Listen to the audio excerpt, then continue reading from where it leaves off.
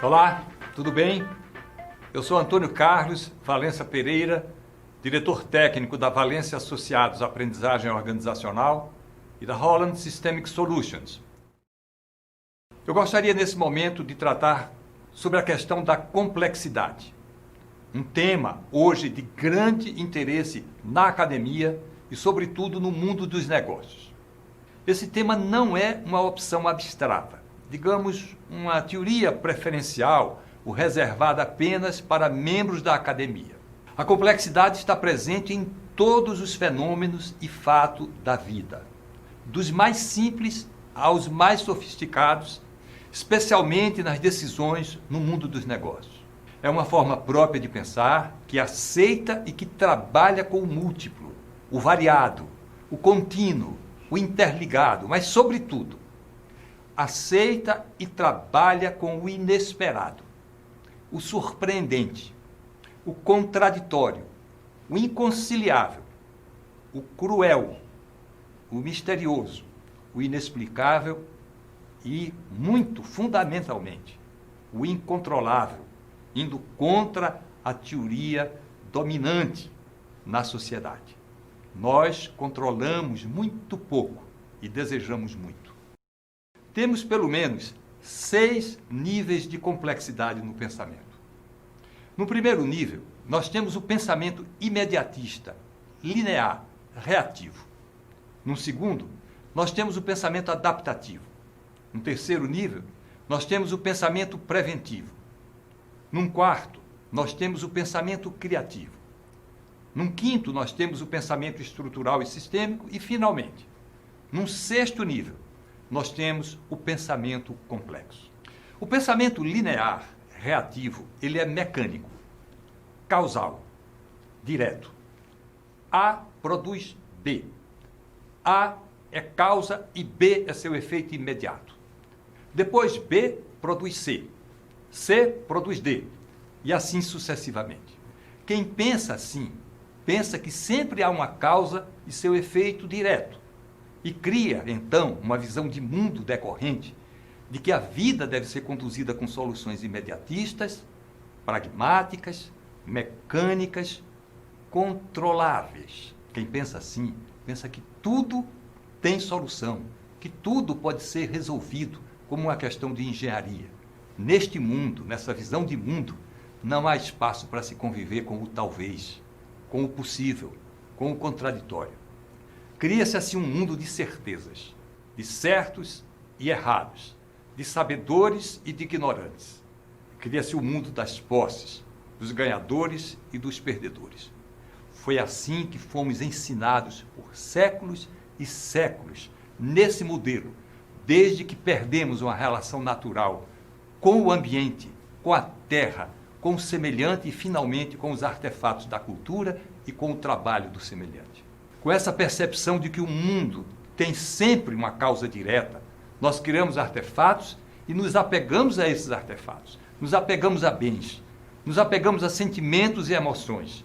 Vivemos em torno de um mundo que gira de posses, de apegos e de exclusões. Competir e, às vezes, eliminar o outro é uma regra principal nessa visão linear, mecânica e pretensamente controladora do mundo. Para esses que pensam assim, ser eficaz é muito simples. Basta associar uma solução para um problema, tentando eliminar a sua causa original. O linear, o adaptativo, o preventivo e o criativo, pode-se dizer, são todos mecânicos, de ciclo único. Até certo ponto, eles são reativos. Eles não mudam a visão de mundo e os valores que os inspiram. Eles resolvem as situações mais complicadas com o uso da técnica, da racionalidade instrumental, com os avanços da tecnologia. No entanto, 2 outros tipos de pensamento são essenciais quando as questões dilemáticas envolvem sentimentos, emoções, intenções, sobretudo as não declaradas de ações, e as decisões com vários critérios simultâneos. E, sobretudo, quando há interesses e conflitos cruzados, conflitos de interesses e de crenças, dimensões políticas complexas, fatores econômicos subreptícios não revelados, etc, etc, etc. Acontece que em qualquer fenômeno ou fato da vida, muitos elementos ou componentes estão sempre interligados. Um exemplo de situação dilemática nessa perspectiva da realização da Copa do Mundo no Brasil seria imaginar uma obra atrasada, não apenas como uma questão de responsabilidade direta, capacidade, ou volume, ou nível de produtividade da empresa de engenharia que está encarregada. Também devemos pensar que pode existir uma forma de entender o relacionamento entre as pessoas, as intenções entre os chefes e os operários na obra, entre os interesses de empreendedores e de fornecedores que influenciam a obra, os jogos diplomáticos entre os países envolvidos com os prazos e critérios funcionais que afetam a obra, a força econômica dos patrocinadores que exige estética na obra. É impossível reduzir, simplificar, trivializar ou popularizar a complexidade. Podemos usar bons símbolos para melhorar a compreensão de uma mensagem complexa, mas não se consegue reduzir ao simples o que é complexo. Não há regras redutoras, nem fórmulas simplificadoras, nem mapas fantásticos ou mágicos, nem esquemas de facilitação.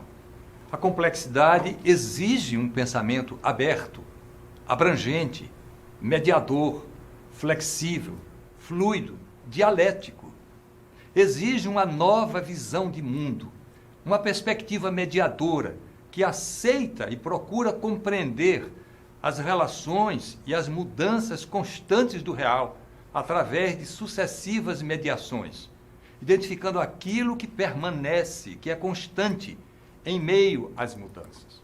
O pensamento complexo nunca pretende negar a variedade, a multiplicidade, a aleatoriedade, a incerteza da vida, o mistério humano. E muitas vezes precisa admitir a impotência ou os limites da capacidade humana de atuar no mundo. Nós não controlamos o mundo. Situações complexas exigem soluções complexas. O humano está destinado a conviver com todas as formas de mistério, de dados e informações inacessíveis, de situações e relações que não temos condições de saber, narrar e, sobretudo, controlar. Somos seres muito pequenos neste vasto mundo, vasto mundo, mas somos seres carregados de muitos sentimentos, quase sempre ameaçados e confusos, sem que tenhamos respostas e a devida compreensão, como já disse o nosso poeta maior.